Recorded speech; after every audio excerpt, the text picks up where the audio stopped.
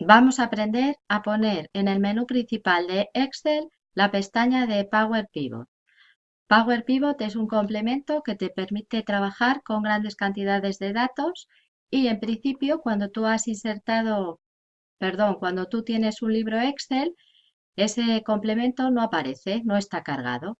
Lo que tienes que hacer es ir a Archivo, dentro de Archivo Opciones, después clic en Complementos y en esta zona inferior desplegar y elegir Complementos con. Pulsas Ir y tienes que hacer un tic en Microsoft Power Pivot for Excel.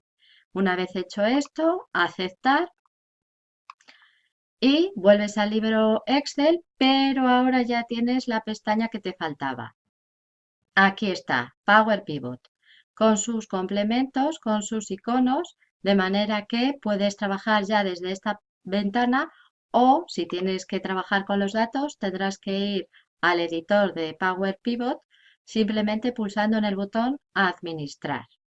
Para salir del editor hago clic en este aspa superior derecha y listo, ya estoy en mi libro Excel y tengo todas mis pestañas, incluida la de Power Pivot.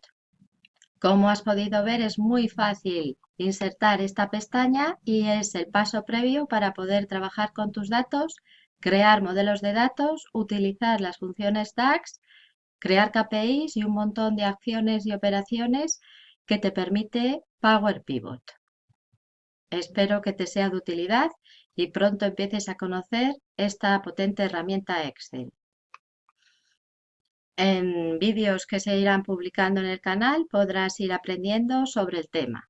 De momento nada más, puedes seguir al día desde mi blog Excel, Contabilidad y TIC. Un saludo.